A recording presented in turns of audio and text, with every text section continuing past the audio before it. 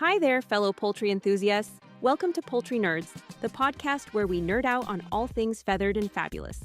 Whether you're a backyard chicken keeper, a farmer looking to optimize your flock's health, or simply a curious bird lover, you're in the right place.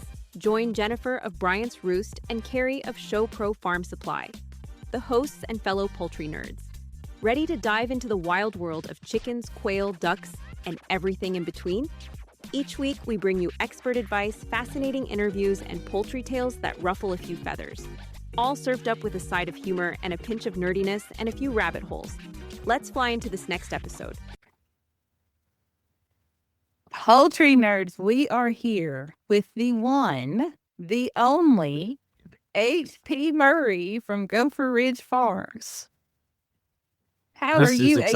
We held him down and beat him until he joined us. And then we lost him. Yeah. I think he's there now. How are you, HP? Well, tell us about yourself and tell us how you're doing today. Tolerably tired. I'm doing. Y'all do. I'm doing pretty good. Well, we were hoping you were going to tell us about your backstory and how you got started in quail. Okay, maybe I can remember that far back.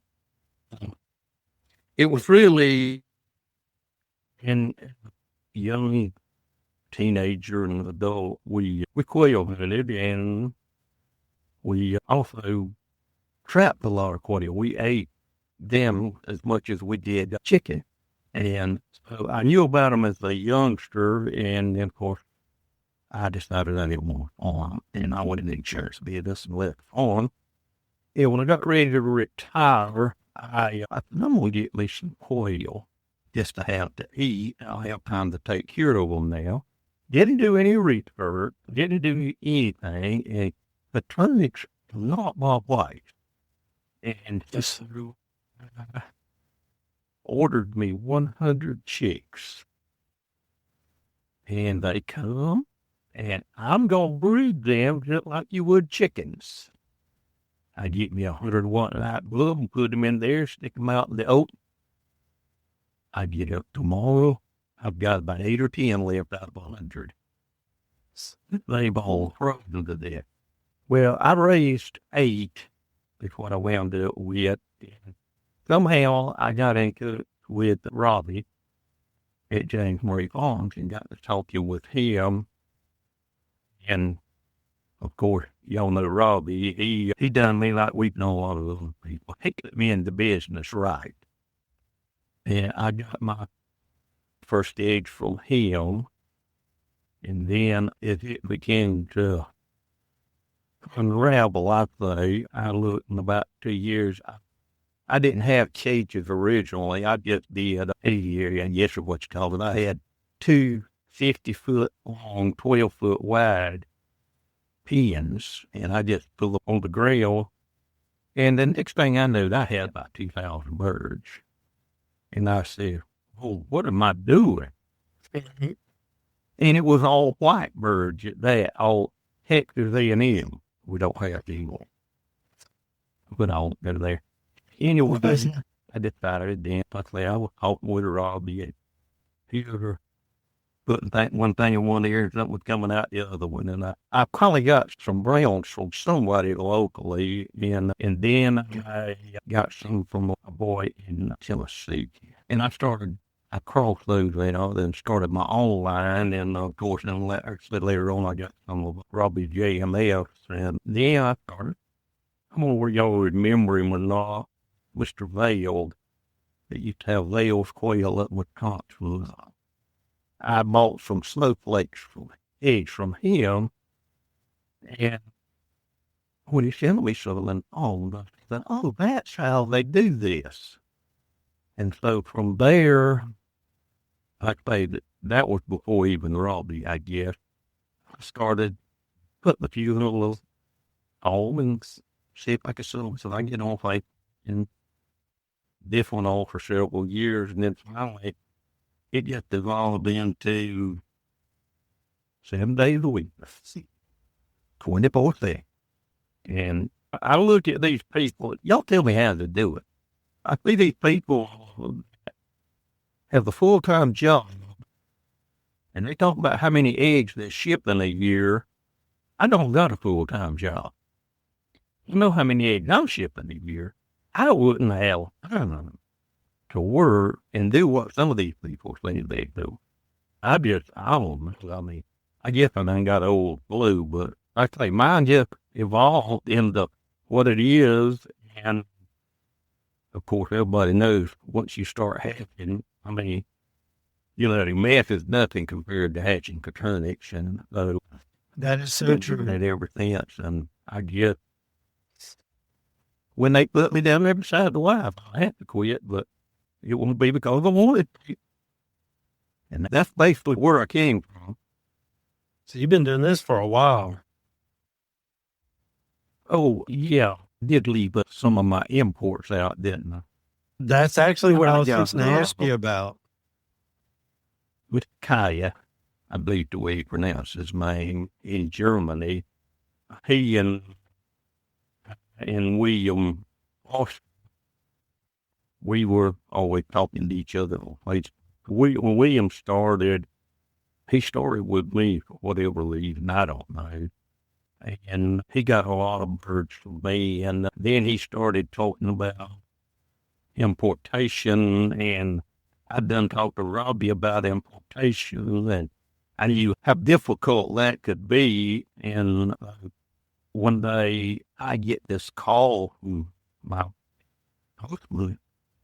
It was about 8 box of eggs for you. No, I ain't bought any eggs.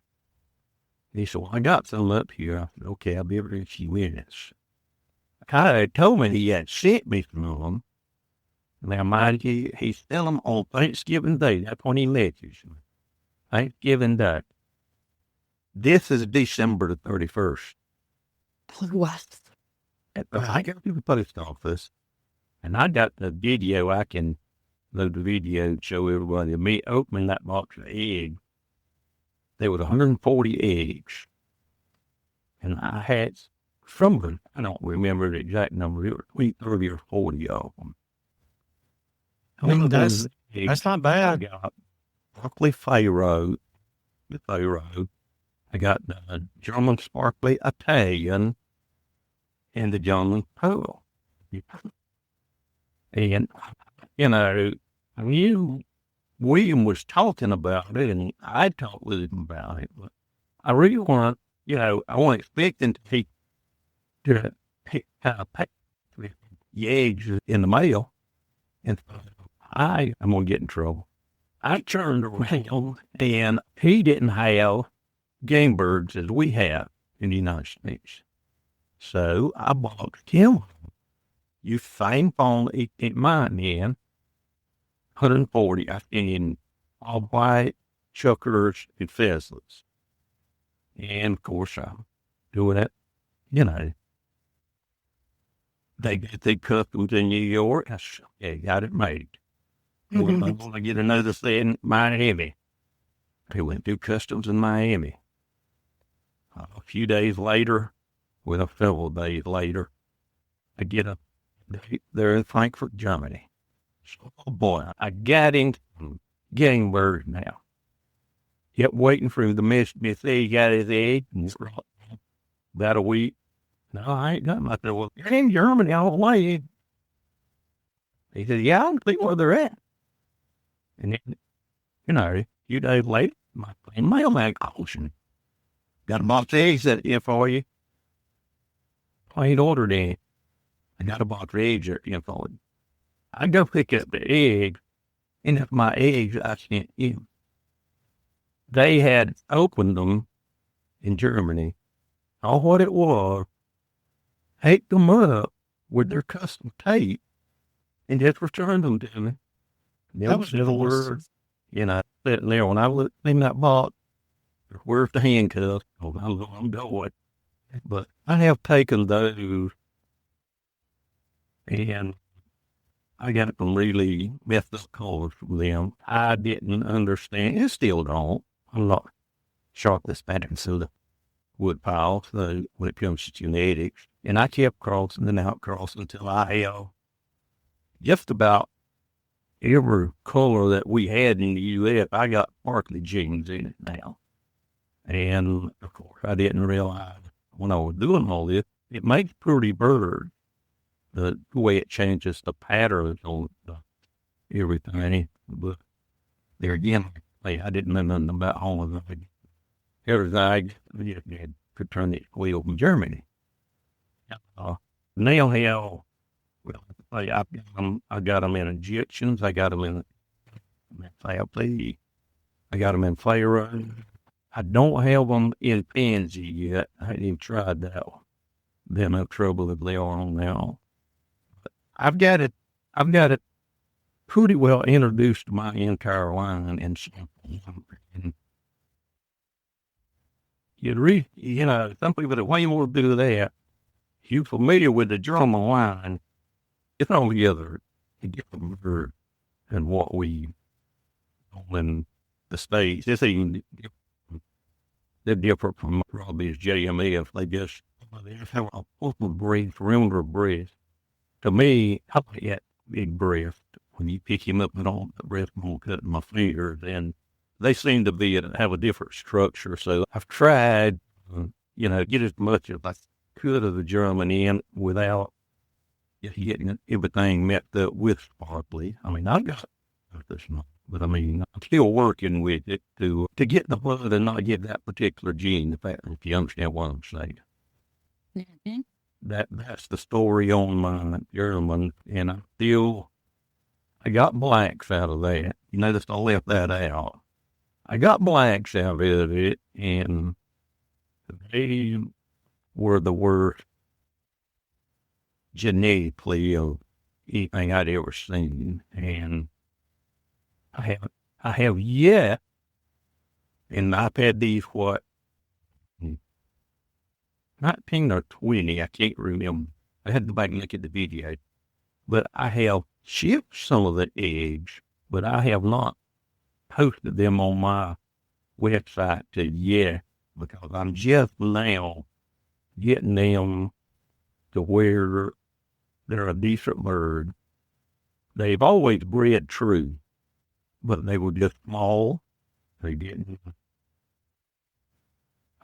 just wanted a bird, and so kept them for sentimental reason, and invested a fortune in them. And I may sell some this year. I don't know. I ain't made up my mind yet, other than I can throw some in for somebody for just a special occasion, that I'm trying to market them, because I'm yet to find them for that quality, to be honest with you. Everything else I got, Germany, was good quality, and I was surprised at that age of the egg hatching, even at 20%. I was thrilled with it. Yes. And that's where we were at. That's fantastic. Going overseas like that and back, and for that many days, you had a pretty good hatch with those. Well, I think my Pharaoh and like I said, primarily, I've only got eggs from that weren't my eggs. 3 people since I've been in the business. I got from you, Gopher. I got some from Michael one time, and of course from Robbie. And what I have done, actually, I have just developed my own. I'll just, like you guys, I'll just select and bred and crossed. And when people ask me, I need new blood. What if you set up right? Condone, you need new blood. If you're not, I understand. But when you got many birds and we have, I don't see mixing something ever seen with it. Like I told you, when I got the Pharaoh from you, I wanted them for a push, and I've got 2 eggs from them all. So they fixing the fire up pretty quick. I got a complete cage of them. I don't remember. I don't count. That's illegal to count quail. But and I say my line you could say about yours, Terry say about his. They're mine. I made them. I give Robbie a lot of credit, not for my birds per se, but for his tutelage of me and the way he helped me along the way. And because I went in it blindsided, not knowing anything, not intending to do this at the scale I'm doing it. And Quail math hits, and it's a thing. but it just has happened. And like I say, I guess I can blame Robbie for that. When I decided that I wanted the Texas A&M, it's like I knew nothing about. I mean, I've had Facebook since Facebook was invented, but I knew nothing about all these online stuff we got today. 15 years ago wasn't there. 16 years was. And I don't even remember who gave me Robbie's number. I gave him a call. And if you knew Robbie, when you call Robbie, you better have your lunch pack. He was going to chat for a while. And he told me, he explained to me where he got his A&M from. And telling me the story how he got him from an Amish man up in, I don't know what was in Pennsylvania, but anyhow, the guy had actually worked with Texas A&M University on their program. And when they abandoned everything or quit with it, I don't know whether they abandoned what, but anyhow, he brought some of the birds back. And Robbie had went to buy a load of fawn. That's where he got his shipping from. And he happened to see the white bird. And got talking with the guy. And I'm not going to tell you how much he said he paid for all the eggs that man had, but it was a lot. And he came home and he started them from that. And I say that's where I got money from. And I'm trying to remember, I got some from somebody else after I got, I believe it, oh shoot, the girl in Florida anyway, the Quail girl. Alexandra. Yeah. I got some from her one time when we first started out. But anyway, I came from Robbie, and then he was telling me about I believe it was India, or can't remember exactly which country it was, but he was going to import some more white birds. They were supposed to be bigger than these dotted whites that we got today. And he went through all the paperwork, taking, I forgot how many months. It was over a year to be able to import these eggs. Imported them, caught the arm and a leg, and none of them hatched. Oh, no. But he goes back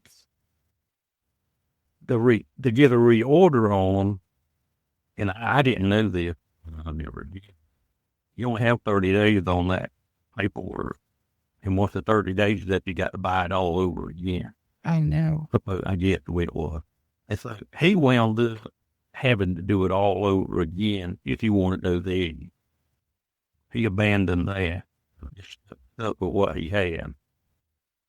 But yeah, he'd give me some of everything he had but one.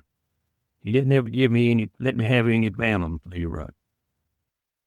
I've always wanted to see some of them just to see them, but I hadn't got any. Well, I know worse than that, but I will say this about Robbie, and then I'll go on. When my wife died in 2016, and Robbie was the first man to call me and send me a card to know it. He don't know how much some of you was having issues at that time. He don't know how much that meant to me. It meant more than all information that he'd give me to know. He was thinking about me, and he did something else that his church remembers from her. And he sent me he got a plaque in remembrance of her, and if ain't in this church or was. I know they some that probably the rest of those they don't have a good thoughts about him. He was special to me, and I hated to see it. Oh, no. We didn't lose him. But he was on an iPad and forgot to plug it up. So we've had some technical difficulties with HB, and we're meddling through. Is Robbie still alive? Do you know? We'll be right back. This episode is proudly supported by the folks at Valley Hatchery. Valley Hatchery isn't just chickens. They offer quail hatching eggs, waterfowl, turkeys, game birds, guineas, and starter pullets. The list really does go on. If it belongs on a working homestead, Valley Hatchery has it covered. What we appreciate is their focus on strong, healthy birds, clear information, and real choices like optional vaccinations, so you can raise your birds the way you want. From backyard flocks to working farms, Valley Hatchery provides hardworking birds for hardworking people. Learn more at valleyhatchery.com.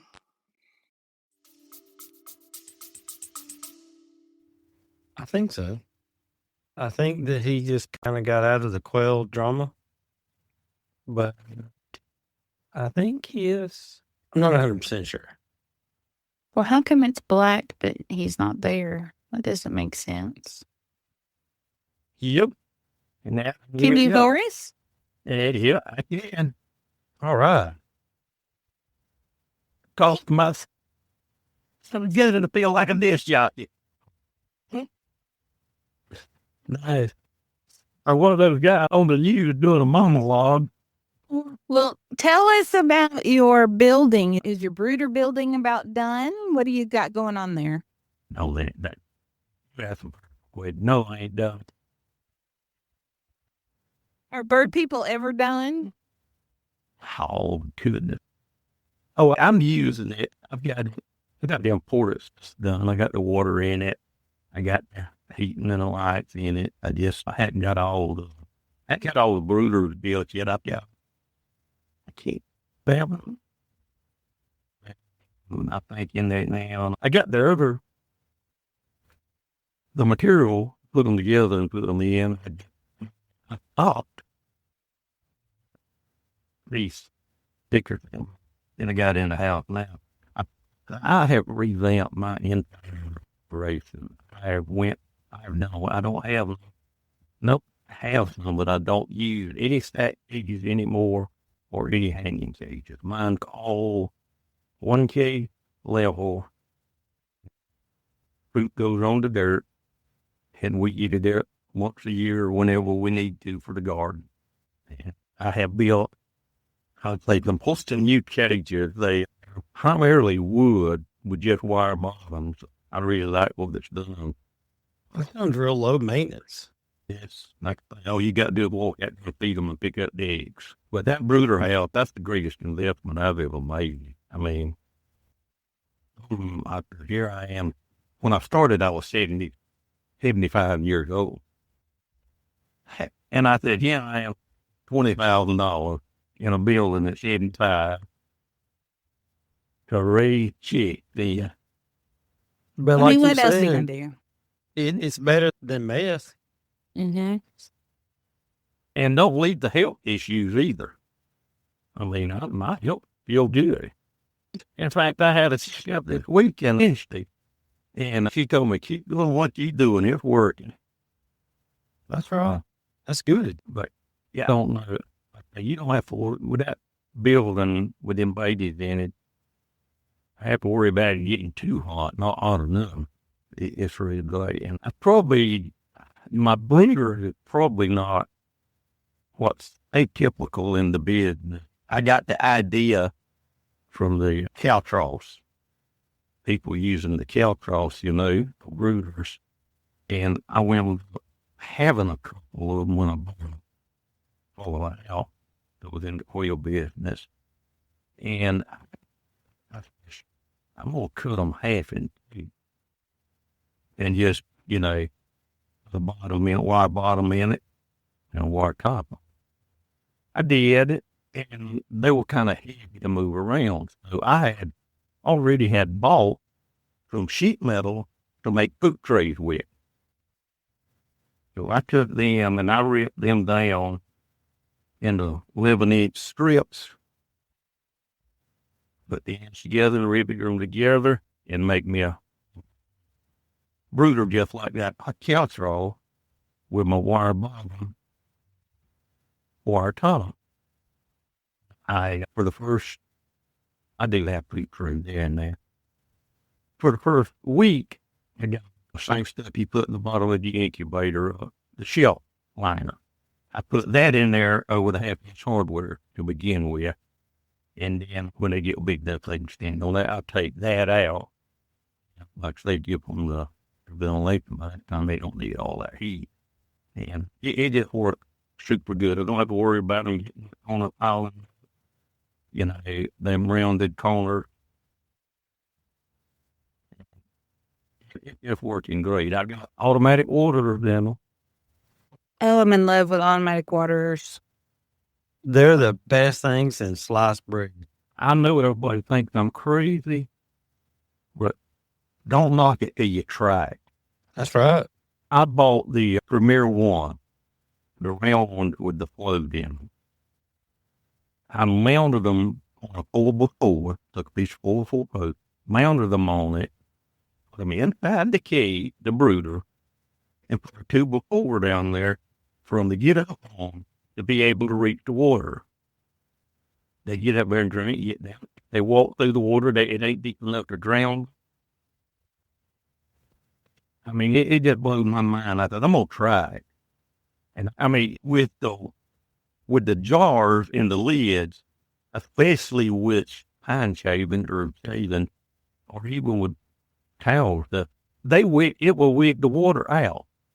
You don't have no wicking with this. I mean, they go up there and drink, and they get in it. You know, it don't win the bottom of the brooder. I'm Googling it right now while we're talking. So I've got the ones that are like that. They're red, probably about 5-6 inches round. And I set mine to float about midway. Mm-hmm. And I just put some grit in there. No, there's nothing in my, I just adjust it to where, you know, like I say, it might be a 1/4 inch deep in water. And now my breeder, I got it with full depth, you know. Yeah. Because, and there, you know, something else that I do that a lot of people don't comprehend. I got one water to the cage. If I got 150 birds in that cage, there's one water in there. But those waters are big. I mean, mine's like 6 inch round, I think. Yeah, they hold a good bit of water. I have mine attached to a 5-gallon bucket in my brooder that I built. I built a brooder that looks like a bookshelf. Right. And, you know, I've got them in there and I drilled a hole in the back, ran the tube through, hooked the thing up, and I set it down. And I want to build, I'm going to get some 1/4 inch hardware cloth, just a little bit of it. And I'm going to build like a 1-by-4 square that's raised up to put the water on top of it so they don't get nothing in it. And that's going to be nice. Every time my phone rings, it cuts me off. Well, you're popular. It's nice to be popular. That's right. Mine wouldn't work on my laptop. But anyway, yeah, I got in my brooder house. I've only got a 5-gallon bucket with a floating. I got the water raised permanently in there, just like I have on my layers and grow out. I got a big drum with a float in it, and I just got the water from the well. Something don't break, I don't worry about water, and all I have to do is sheet up. Do you still have the checkers and the other birds? Well, I've got, no, I've got chucker and I got a few bob white. I lost my feathers when the hurricane came. Well, not from the hurricane, called them from the hurricane. But then in February, we had the snow. And I lost all the feathers I had. They left. They in the neighborhood around and about. And chucker was gone. And I'd already traded my bob white. I got caught of them, and I traded them for feathers. And I had some blue cool little chucker this past year. Tell us about checkers. Why do people want checkers? They're more flightier than bob whites. And if you've ever messed with Tennessee Red, you know how crazy they are. These chuckers are 2 notches above a Tennessee Red. I mean, they are idiot squares. Oh, wow. And you get within 10 yards of them and they flush. And they're great for these hungry birds. Yeah. And I didn't realize it till last year. And I won't say which one, but there's a religion that uses them in their worship. Yeah. I had some come from Florida and bought some for me, and I asked what you go with, and they bringed it to me. But I've had them for several years, and I've never ate one. I got to butcher some and see what they How big are they? They probably pound and a half. Oh, okay. They're smaller than a pheasant. I was going to say, from what I've seen, they're smaller than a pheasant, bigger than a jumbo. Yeah, I think they probably pound and a half maximum. Another thing, you think vent section a solid colored quail? You can't vent section her. And you can't feather section. You can't. All these years, I ain't learned how yet. They supposedly the male will have a little in his head will be bigger than the hen.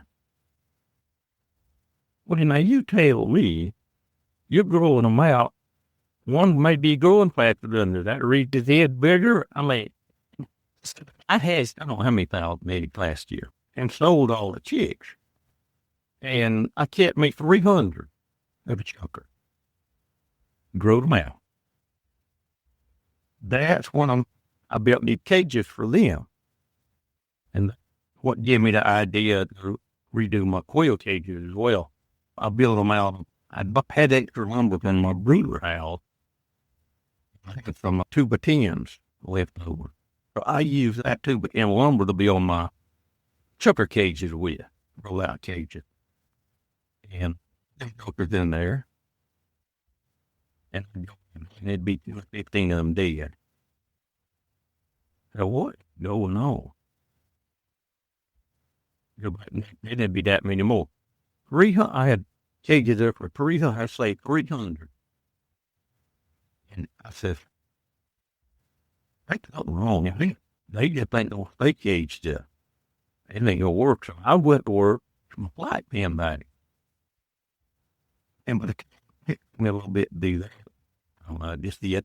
And by the time I got a pen where I could put them in it again, I had 65 left and 300. They had killed each other with that.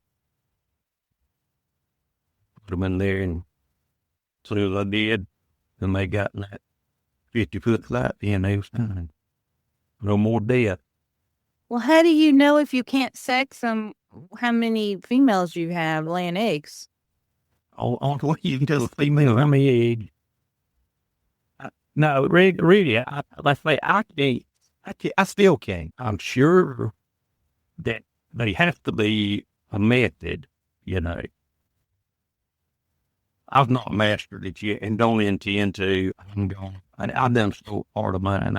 It's easier for me to buy eggs and hatch than it is to try to keep them and, have the eggs and hatch. I say, I got a buddy that fell to me pretty reasonable, so it's better let him feed them than me. In fact, the guy, hens that got some of my cocoonets, he got part of my chuckers as well.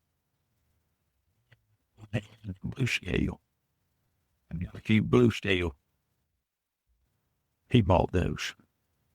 He wanted them worse than I did. So I've got a few gamble there. And I got a buddy I'm going to give them to soon as I get up and nerve tell him to come get them. No.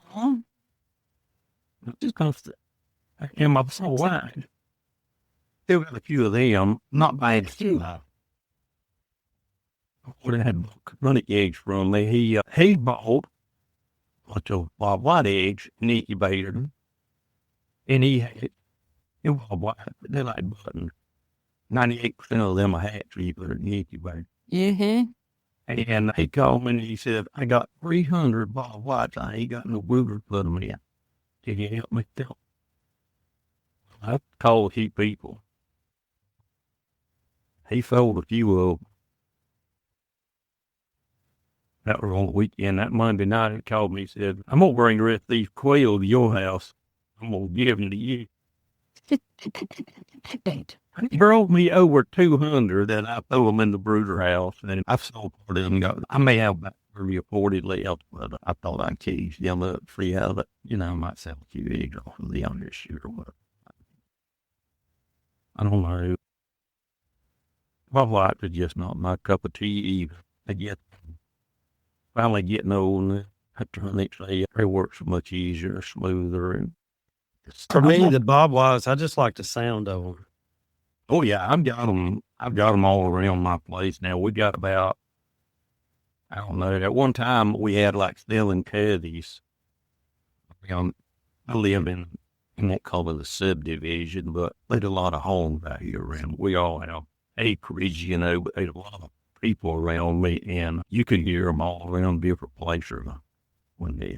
And I even have every spring they'll come up to my paternage, old male will, the female. But when one of mine gets loose, I don't even try to catch him. I just let him go, and predators don't get him. Good for him. Like I say, we've got a few coveys. In fact, I tried to trap, I did trap. And there was a covey of them at my daughter's house on their place, and trapped down in, and I caught them, and I tried to throw them loose. Put them in what I had. Put them in the pen with them, and they and mine would kill them. I put in there. They didn't like the outsiders. No, they want to take care of their dog. So the button's they're forever getting out, right? Out in the barn. So anytime I have to open the cages, we close the big doors, we close them all up, and then we open the cages because they're going to get out. And I'll stand there, and when they get out, and I'll look real hard, and I'm like, oh, that's just a male. But if it's a hen, man, we'll tear the whole barn apart. Look. For the students, can't leave them butt legs or somebody else. We did some trading once, but you said that they didn't like the raccoons ate them or something. Anyway, I think it was 7 I had. But anyway, I had to put them in the brooder pen with the coturnic, and then when the coturnic grew off, I ain't got a PN6 for the button, so I just take the coturnic out, grow out, leave the buttons in the brooder, get another patch of coturnic and go in there with them. And I got one day and they 2 eggs. I do the same thing. I got caught on my brooder, and I got just little flaps of their handhold where I can reach in there and get the feed or whatever. And evidently, I forgot to close anything on the. And I went out and the brooder morning up, and there was 2 white ones out. And around in the brood, in the brooder. And before I knew it, one of the white ones that flew out the door. And I missed a button. They don't come. They don't. Well, I kept that and put it back in there. And then I looked, there's a black one over there. I catch him. And I go on about my business, left the door open. So I say, it got hot. I come back directly and walk back in the chicken. And there that little white when she come back here.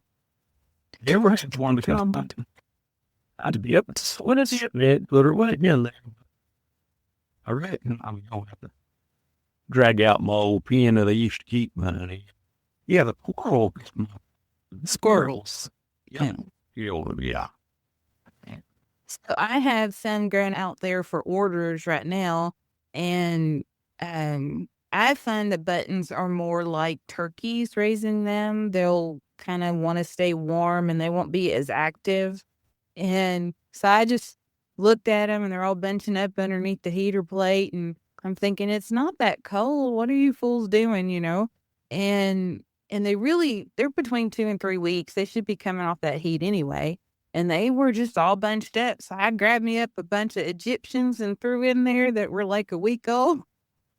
Of course, they start running around like spazzes, and the buttons are like, ooh, we need to run like them. And everything's fine. They're tropical, I tell you that. The hotter it is, the better they like it. Yeah. I think it's quail in general, isn't it? No. The turnips don't. When you brood them, they like to be hot, that's for sure. Yeah, the breeders like to be cold. You talking about your brooder house staying hot, you need to put some blown insulation in there. It's completely insulated. That point so hot. All the brooders putting off the heat. Yep. Mm-hmm. I got to put a squirrel cage fan in it for ventilation, because that's another thing. How do y'all deal with the ammonia in the quail barn? I have a 36-inch fan. I have an 18-inch fan in mine. I talked to my air conditioning man. He said I could get you a squirrel cage up there in the ceiling and pull it through the vents, because I'm running maybe, I don't know, somewhere 2,500 and 1,000 chicks out there, and with no snowing. Yeah, and when I close the doors of the night, animals. But when I open up in the morning, it just burns my eyes. You need a fan. I'm thinking about putting one of those little split units, the little individuals, for one room, those in there with a circulate there, and if they need to eat, it do eat, and if they need it'll cool them. Well, I do not find that they need heat. That's not the problem. But a exhaust fan would fix your problem. And I've gone back and forth on a mini split, and my AC guy talked me out of it.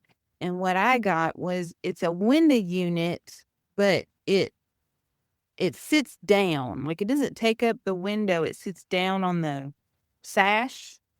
So it's lower, and I can still, if I was tall enough, I would still be able to see out the window. But I'm short. But yeah, I heard the window in her is a little higher. Yeah. So she can't see over it, Can't. even if it wasn't in there. The trees. But yeah, it kind of acts like a mini split, but the dander just chews them up, and I think it lasted about 1.5 summers, and so I'm already on my second one. That's what in my mind, I'm saying, I know how the house area is. If you ain't changing them filters, and this is, like you say, molting time he comes out of the egg, and he gonna quit till you pull his head off. Yeah, the dander's horrible. I do keep a box fan in there on low, and I went over to David's shop and went shopping and found some AC filters that he didn't need for anymore because of the weird size.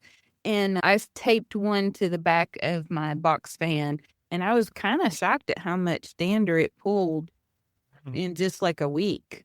I need to change it already. We had a really bad water leak in our house, and I had to get a air scrubber for that. And I have put the air scrubber where my chicks are. Man, you turn that thing on, and it pulls air through the, it's got a filter like a heating and cooling filter. It'll pull the air through there wide open. It only runs about 600 CFM, so it's not real intense. But it will pull all that mess out of the air. Terry did a show where he made a box out of air filters with box fan. And he also showed there's a company that makes a box fan that has an attachment with a filter on the back of it. And I used those for the longest, and they work really well. You have to clean them like once a week, air hose and blow them off outside. They make a huge difference. I've talked on the mini split. I thought to myself, I think I would just go put like cut me a vent hole in one J blend and just stick me a oil gauge in there and Call it a day. It gets dusty. It just gets dusty. Yeah, well, I can control the temperature like it's on right now, and I can control the temperature in mine with the windows or the big door. I might leave it a couple of inches up or something, but I don't have a predator problem. So I might, if I was you, I would do windows. Cameras, of course, everywhere. And 10:30 down there. Went out. I got wild hogs coming in. Yeah. Second time. I had one once before. It's fortunately just one. And I got the first one.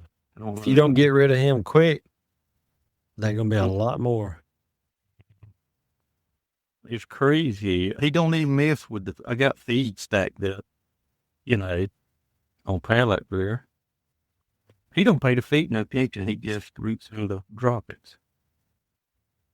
Because somebody's feeding him. She's a big old joker. Told my son-in-law they need to come over here and just pull her side by side down there and park it and leave it for a day or two and then come back over here one night and just wait on it. He gets in the edge of the woods down there. How that's where he's at. I said, y'all can kill him down there if you'll get him used to the coming up seeing the vehicle there all. We hadn't got that far yet. I'll wait till he eats a bunch of quail first. Dang it. I can't wait to get rid of our pigs. I know we talk about my pigs too much, but dang. I was in the barn the other day, and they were trying to come through my 14-foot door. And I'm pushing on it and screaming, and finally somebody heard me, and they came and got some feed and got them away from the barn. But we've had to lock them out of we call it the paddock, the field that's behind the barn. We've had to lock them out of there now. And then this morning they went through the electric fence, and I'm just like, April 7th cannot come fast enough. What crazy was it crazy? When I built this house here, and we built it 76, and I moved in 77. And I was living on the farm, the family's farm down there. And I had hogs. We had hundreds and hundreds. We got big fair now, 2 big feed lots. And that's what I was doing on part-time, 3 times when I would be off of work. And so when I built this house and moved back over here, I brought 30 brood sows with me. Yes. And all my feed equipment, corn and all on the farm, I'd have to drive 8 miles to make feed and bring it back. And I've done that on the time. They were completely off the ground. Everything was on forward pin. It got to be too much work to haul feed like that. I finally just sold out and quit. Bacon's good, but it ain't worth it. Not. And that's kind of like farming. I don't need to quit, but I don't want to have to go back to doing it for a living. Now, my pig days are almost behind me. I'll let somebody else grow them, and I'll just pay them. Mm-hmm. Well, HP, it has been fun talking to you. Yep. I wish we could have had things work a little different. It's all right. That's what editing is for. That's right. So, but you need to come back more often. Need a take two, let me know. Hey, when you get a chance, if you would, shoot me a picture of the new cages that you built. I'd be interested in something outdoor like that that's low to no maintenance. Yeah, first, I made a batch for 1x8, and then just frame out the doors on top. And take one of the fixtures and split them and put them across the front to make a space for the egg to roll out and a space for him to get his head through to eat at the feeder and melt the water on it. And like I said, I got wire on one by 1.5 or 1/2 by 1. And then the same thing on top. And then I made my top, the hinges on them where I can lift them up. Or I got little openings in the middle where if I just want to stick my hand in the cage, I can. Before I like it. It looks kind of awkward because I built them square and then, I had to tilt them the back for it to roll out. But nevertheless, it ain't about looks, it's about efficiency. That's right. Well, But send us a picture and we'll post it. Okay, I'll get it. I think I already got them, I think. Somebody have my water system set up and everything. That'd be nice. I'll do it for y'all. Thank you. Thank y'all. Have a good evening. All right. Bye. All right, don't leave. Thank you for joining us this week. Before you go, be sure to subscribe to our podcast so you can receive new episodes right when they are released. And they're released every week. Feel free to email us at poultrynerds@gmail.com to share your thoughts about the show. Until next time, Poultry Pals, keep clucking, keep learning, and keep it exciting. This is Carrie signing off from Poultry Nerds. Feathers up, everyone.